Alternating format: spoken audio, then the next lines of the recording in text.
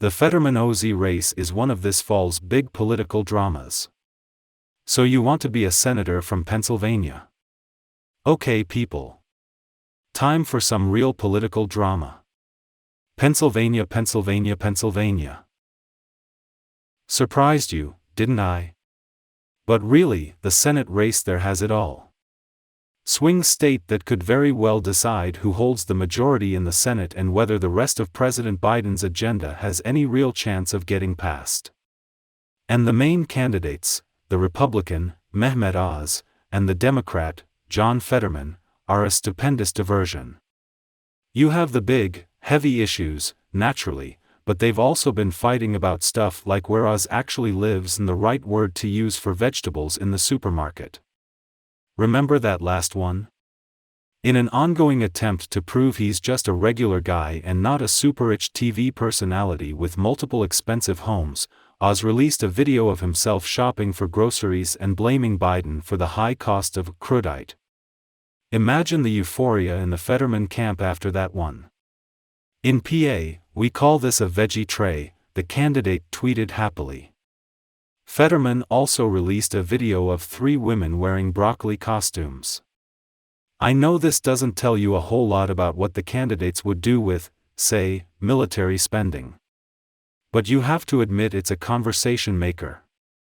Oz is an accomplished heart surgeon and a TV personality who became famous for giving out health tips on Oprah Winfrey's show. Most of his advice is perfectly reasonable.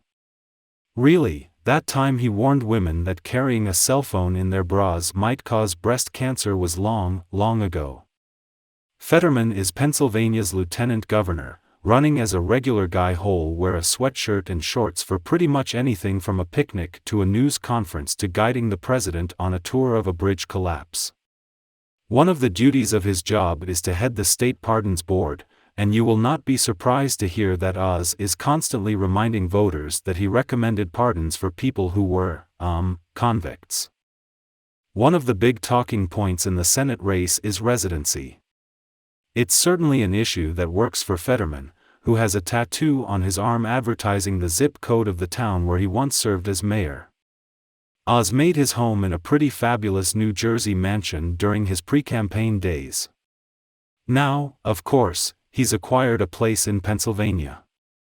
But Fetterman cannot remind the state too often that this is a rather recent development. Democrats have a highway billboard near the state border telling motorists they're now leaving New Jersey for Pennsylvania, just like Dr. Oz. Issue-wise, Oz and Fetterman certainly diverge, although there has been a bit of squirming around. Particularly on the part of Oz, who used to be for gun control but became a Second Amendment fiend during the Republican Senate primary campaign. His abortion position is evolving. He emerged from that primary as strongly pro-life but now reminds voters he isn't keen to punish anybody involved in terminating a pregnancy. Lately, Fetterman's health has loomed large. He suffered a stroke in May, and while he's certainly been getting better, there's no question he still suffers from the effects, including what he calls auditory processing issues. Oz, in one of his very least charming tweets, sent out a picture of Fetterman in what looks like boxer shorts, his rather expansive stomach bare, calling him basement bum. Ounce's communications advisor claimed that if Fetterman had ever eaten a vegetable in his life, then maybe he wouldn't have had a major stroke. Given what a very, very big deal the outcome of the Pennsylvania race might be, it's natural that things would go a little crazy. We can actually cheer the fact that it isn't truly worse, that there's been little focus on the fact that Oz, who describes himself as a secular Muslim, has maintained dual citizenship with Turkey. Well, there's been little focus from the Fetterman folk. In the primary, some of the other Republican candidates did try to make it a big deal. Since Fetterman's stroke restricted his campaigning, the race has focused more and more on the candidate debate. It looks as though there's going to be only one, on October 25th. People, does this seem worrisome to you?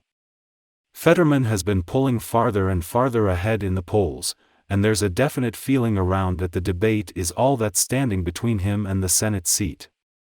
In normal circumstances, that's unnerving. Political history is full of stories about candidates who lost their lead when they blurted out one stupid thing.